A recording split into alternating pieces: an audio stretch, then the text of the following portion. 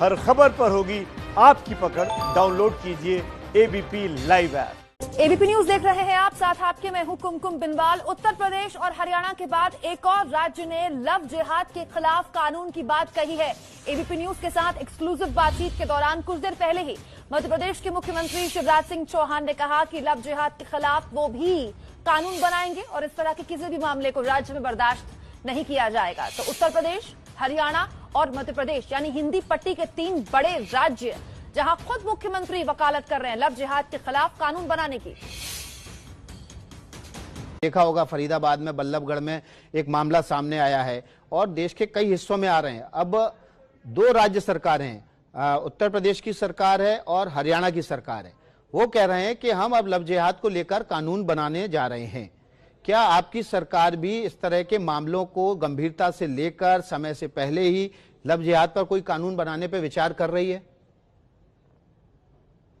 ऐसे मामले जहां लव के नाम पे जिहाद किया जाए हम बर्दाश्त नहीं करेंगे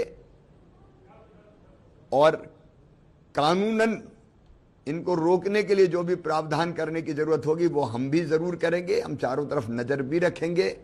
देखिए, कट्टरवाद फैलाने की और लव के नाम पे जिहाद करने की या इधर उधर की गतिविधियों की इजाजत मध्य प्रदेश में किसी को नहीं होगी, बिल्कुल नहीं होगी।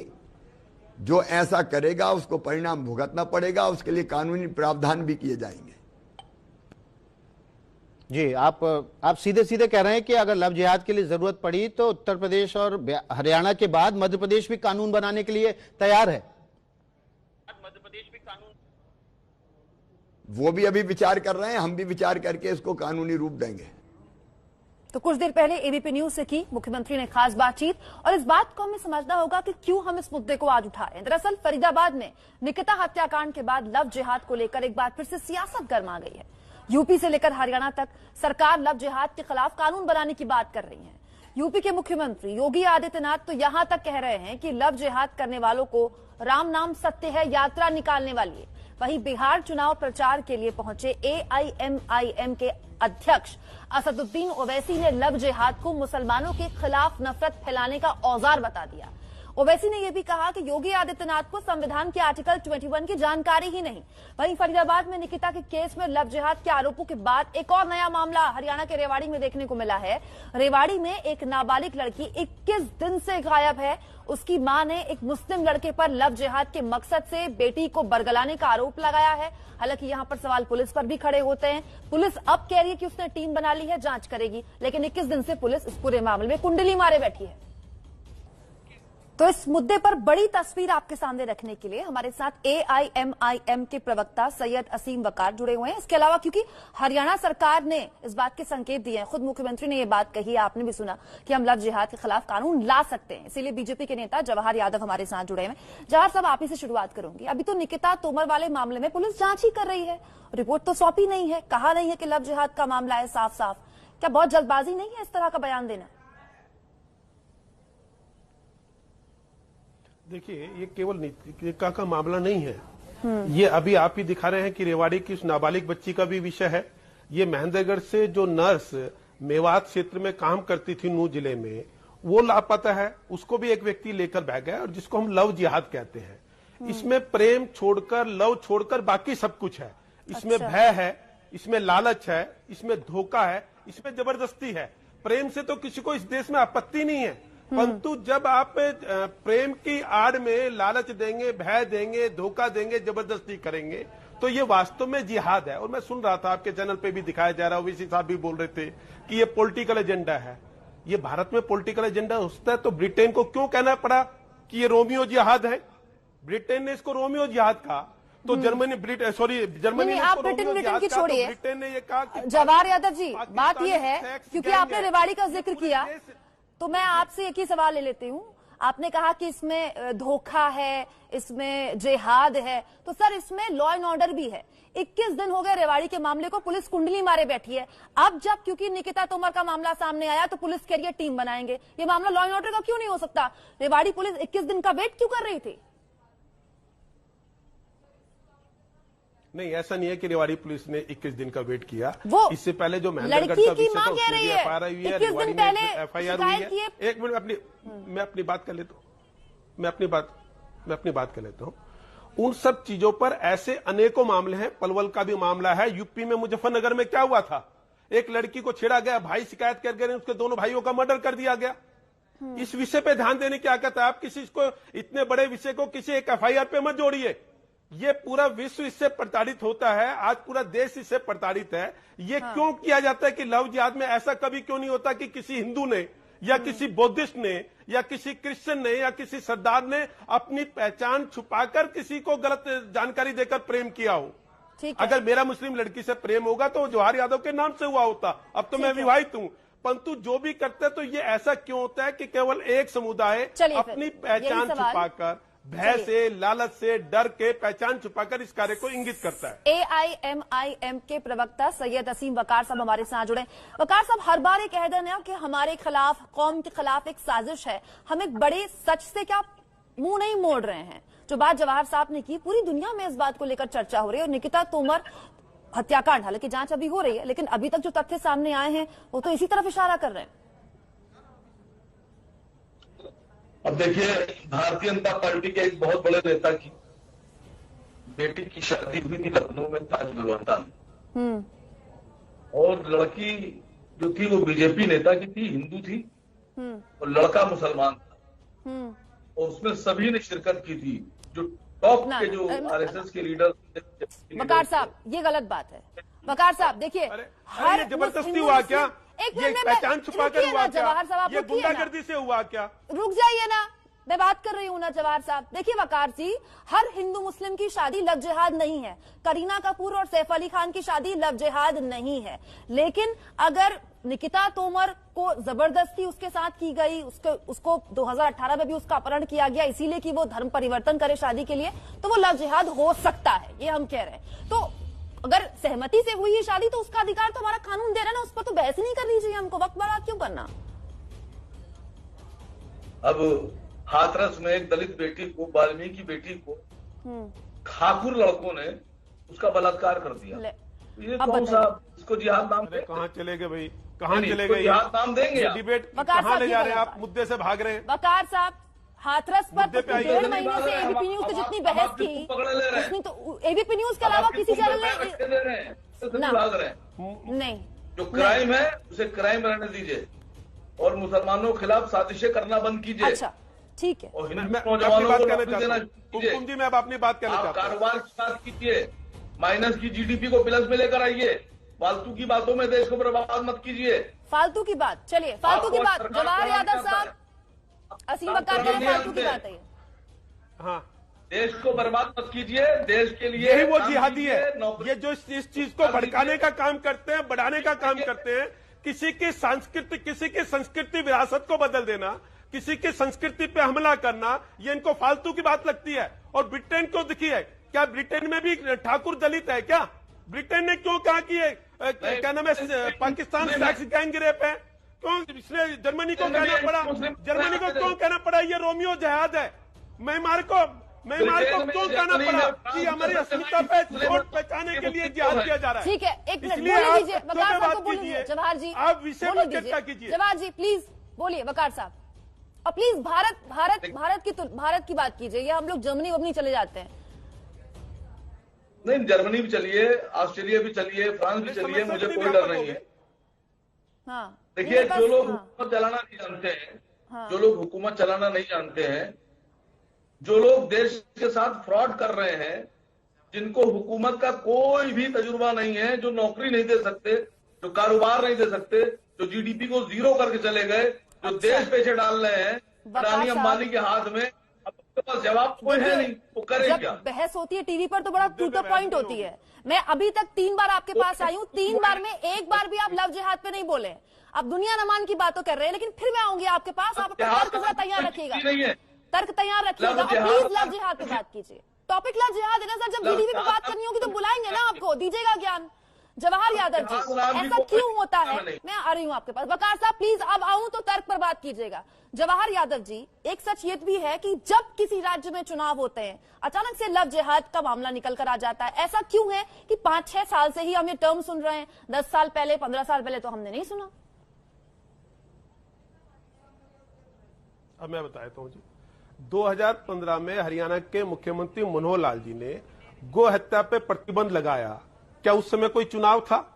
जब समस्या जैसे जैसे इंगित होती है उसके ऊपर कठोर से कठोर कानून बनाया जाता है। और मैं तो स्पष्ट रूप से कहना चाहता हूं, आज मध्य प्रदेश ये कह रहा है, आज यूपी ये कह रहा है, आज हरियाणा ये कह रहा है, पंजाब उस चीज से नहीं कहना चाहता, परंतु वो पंजाब की भी समस्या है, आज ये राजस्थान की भी समस्या है। आज धीरे धीरे फिर आप कहते हो कि मैं इस विषय की गंभीरता बताना चाहता हूं कि ये विषय ऐसा है कि जिसके लिए आज अगर विदेश के अन्य देश भी से प्रताड़ित हो रहे हैं, तो इसलिए ये समझना होगा जिस तरह से एक आतंकवाद था, मैं तो इसको कहता हूं ये मॉडिफाइड आतंकवाद है। ठीक है, जो एक जिहाद का तरीका, जिस तरह से आतंकवाद पे जीरो टॉलरेंस नीति है देश की, उसी तरह लव जिहाद पे भी जीरो टॉलरेंस नीति बननी चाहिए और सरकारें उस पर जल्दी बने ना सर। लेकिन दिक्कत ये है कि एंटी रोमियो स्क्वाड के नाम से, थोड़ा सा ब्रेक मुझे यहाँ पर लेना पड़ रहा है। जवाहर साहब, एंटी रोमियो स्क्वाड के नाम से एक खास तौर पर सेल बना दिया जाता है और उसके बाद क्या होता है उसका हाल वो भी हमने देखा। तो कानून तो फतेरे हैं इस देश में, लेकिन इम्प्लीमेंटेशन होता है कि नहीं होता है बड़ा सवाल है। बहुत छोटा सा ब्रेक, ये चर्चा जारी। तो यूपी के बाद हरियाणा के बाद मध्य प्रदेश, 3 मुख्यमंत्रियों ने साफ तौर पर संकेत दिए हैं कि वो लव जिहाद के खिलाफ कानून लाने को तैयार है। हमारे साथ हरियाणा बीजेपी के नेता जवाहर यादव जुड़े हुए हैं, AIMIM के प्रवक्ता सैयद असीम वकार साहब बने हुए। वकार साहब, क्या वक्त नहीं आ गया कि हम इस डिनाइल मूड से अब बाहर आ जाएं? और ये मैं नहीं कह रही हूं, केरल के कैथलिक बिशप काउंसिल के डिप्टी जनरल सेक्रेटरी वर्गीस वलिक्कर ने माना है इसी साल के जनवरी में कि क्रिश्चियन लड़कियों को IS जैसे आउटफिट से जानबूझकर क्रिश्चियन लड़कियों को टारगेट कर जोड़ा जा रहा है। उन्होंने ये भी कहा कि केरल सरकार अपने राजनीतिक फायदे के लिए चुप है, लेकिन हम चुप नहीं रहेंगे। देखिए, जो क्रिश्चियंस, जो आपके जो क्रिश्चियंस हैं जो बोल रहे हैं, और अमेरिका और इंग्लैंड की आप बात कर रहे हैं, हमारा निजी मामला, मैं केरला की बात कर रही हूँ, मैं केरल की बात कर रही हूँ, अपने देश की बात कर रही हूँ। चलिए अपने देश की बात कर लीजिए। मेरा अपना मानना यह है कि इस तरह का कोई जिहाद कोई भी किसी तरह का नहीं है देश में। और ये जो बैठे हुए हैं बीजेपी वाले, ये तो क्रिश्चियन से भी नफरत करते हैं। इनके एक कार्यकर्ता ने, RSS के दारा सिंह ने, एक पूरी पादरी की फैमिली को जिंदा जला दिया था। ये नफरत किससे नहीं करते हैं? ये दलितों से नफरत करते हैं, ये मुसलमानों से नफरत करते हैं, ये आदिवासियों से नफरत करते हैं, ये बैकवर्ड से नफरत करते हैं। ये एक टॉपिक पे बात नहीं की में दिल्ली की सड़कों पे सरदारों को पगड़ियों में जला दिया था, जिंदा टायर डालकर। वकार साहब, ये चौथी बार मैं आपके पास आई हूं, मैं गिन रही हूं। देखिए, फिर आपने लव जिहाद पे बात नहीं की। मैंने बकायदा कोट कर दिया, मैंने केरला के बिशप को कोट कर दिया, तो भी आप मुद्दे पर बात नहीं कर रहे हैं। बात कीजिए ना मुद्दे पर, जवाब दीजिए जवाहर साहब। नहीं, मैं मुद्दे पे ही बात कर रहा हूँ। मैं चलिए ठीक है, एक मिनट जवाहर साहब पूछिए। जिहाद है, मैं कह रहा हूँ नहीं है। अच्छा, ये मैं नहीं कह रही, नहीं, ये मैंने नहीं कहा, ये कुमकुम बिनवाल नहीं कह रही है। ये केरल के, फिर सुनिए, केरल के कैथलिक बिशप काउंसिल के डिप्टी जनरल सेक्रेटरी वर्गीस वलिक्कर ने इस साल की जनवरी में साफ तौर पर कहा है कि क्रिश्चियन लड़कियों को IS जैसे आउटफिट के साथ जानबूझकर टारगेट कर जोड़ा जा रहा है। वहां की सरकार चुप है अपने राजनीतिक फायदे के लिए, लेकिन हम चुप नहीं रहेंगे, ये कहा है उन्होंने। केंद्र सरकार क्या कर रही है? केंद्र सरकार की आईबी क्या कर रही है? अब केरल में अगर ठीक है, IS का मॉड्यूल काम कर रहा है, तो ये तो प्रधानमंत्री की कमजोरी है। ठीक है, चलिए, ये आपने वाजिब बात की ना, ये आपने मुद्दे पर बात की ना। चलिए, बहुत छोटा सा ब्रेक यहाँ पर ले लेती हूँ। और जवाहर साहब, जब आऊं वापस तो अपने इस सवाल का जवाब तैयार रखिएगा कि अगर वाकई ऐसा है और खासतौर पर एक षड्यंत्र के तहत एक खास वर्ग की लड़कियों को निशाना बनाया जा रहा है, तो लाइए कानून देश भर के लिए। देर किस बात की, रोका किसने आपको? बीच एक बड़ी खबर निकिता तोमर हत्याकांड मामले में आ गई है। बता दें आपको, यूपी, MP और हरियाणा की सरकार लव जिहाद की कानून की बात कर रही है। वहीं इस बीच लव जिहाद के खिलाफ कानून पर निकिता के पिता ने भी बयान दिया है। निकिता के पिता ने कहा है कि अगर पहले इस तरह का कोई कानून होता तो उनकी बेटी शायद जिंदा होती। सभी पार्टियां कानून का समर्थन करें, निकिता के पिता ये कह रहे हैं। हम आपको अभी जानकारी दे चुके हैं कि उत्तर प्रदेश और हरियाणा के अलावा मध्य प्रदेश के मुख्यमंत्री शिवराज सिंह चौहान ने भी कुछ देर पहले ABP न्यूज से खास बातचीत में कहा है कि वो भी इस बात पर विचार कर सकते हैं कि लव जिहाद का कानून लाया जाए कि नहीं लाया जाए। पिता कह रहे हैं निकिता के कि अगर ये कानून होता तो उनकी बेटी बच जाती। उन्होंने सभी पार्टियों से कहा है कि इस तरह के फैसले का समर्थन करें। मैं कहता हूँ ये कानून काफ़ी दिन पहले ही बन जाना चाहिए था। अगर ये कानून बन गया होता तो निकिता आज शायद जिंदा होती। तो अभी भी जल्दी से जल्दी कानून बन जाए तो जो और निकिता बनेंगी आगे उनको बचाया जा सकता है। और मैं सरकार से और जितने भी राजनीतिक दल हैं सभी से अपील करता हूँ कि सभी दल आगे आए और इस पे एक ठोस कानून बनाएं।